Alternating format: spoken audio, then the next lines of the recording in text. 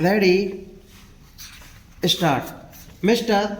Deputy Speaker, Sir, I am sorry I cannot agree with my friend where he has said that the railways are serving the rich people more and better than the poor people. This statement is absolutely not correct.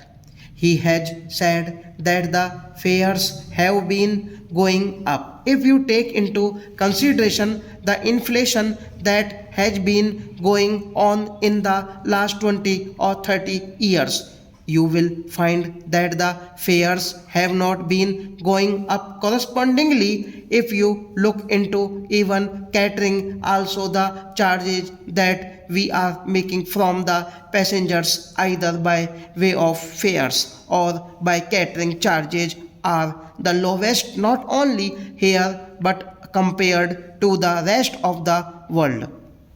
Even in our own country, you cannot get the food that the railways supply outside the railway station for the price that the railways are charging.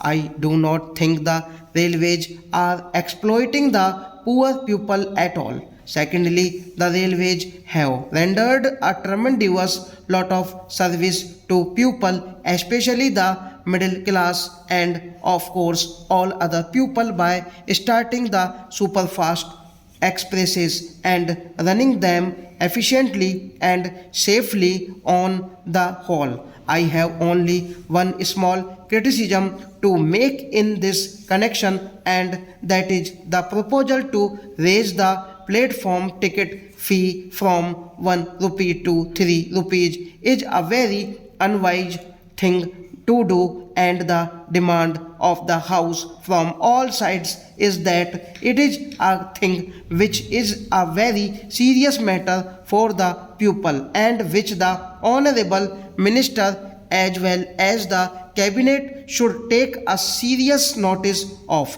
I sincerely hope that by the time the honorable minister begins to make his final statement either today or tomorrow or even after the consideration of the supplementary demands, government would find it possible to go back again to the earlier fee. Having said that, I have got to sound a note of warning in regard to the new trend of discussion that has been started in this house from the time that my friend had taken charge of the railways. He initiated the idea that the railways should not be asked to make any contribution to the general revenues on account of the 1000 crores of rupees that have been invested and more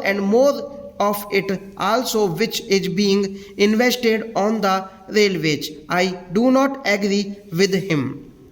At the same time, he wants the general revenues to make contribution to the railways because railways are serving some social purposes. True, we have been having it throughout the 120 years ever since the railways have been started in our country. They have been accepted to serve social purpose as well as commercial purpose, and they have been doing it.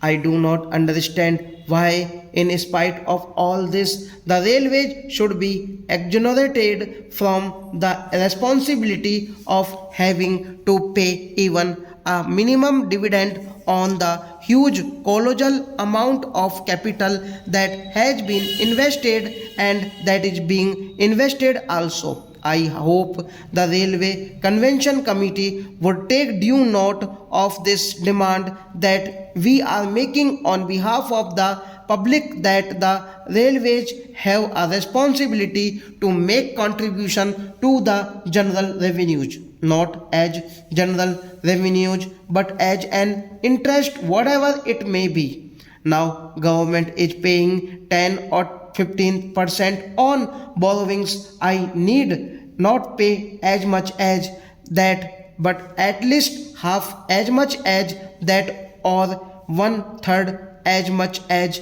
that, but there should be contribution from the railways. Another thing which my honorable friend started and which has been taken advantage of by successive railway ministers from our side is to place all the blame on the planning commission, and then somehow suddenly from all sides all of our members jump into the fray and they exonerate the railways. They forget the primary responsibility of the railways to make the best possible use of the monies that have been placed at their disposal, the assets that have been placed at their disposal, and go on blaming the planning commission. Planning commission means the central government, the whole of the parliament. How else does the planning commission function? I cannot understand. If the railways want more money, they should be able to make out a good enough case and get it from the finance minister and from the government. If they are not able to make a good enough case and at the same time they say that the planning commission is not allotting this money and that money, I would have said that it is the high of irresponsibility. It is the duty of the railway minister and the government as a whole to go into the whole finances of the railways and find out how much money has to be placed at their disposal. Are the railways utilizing the funds that are being placed at their disposal? Are they utilizing their assets to the best possible advantage? I am not very sure about it. Stop.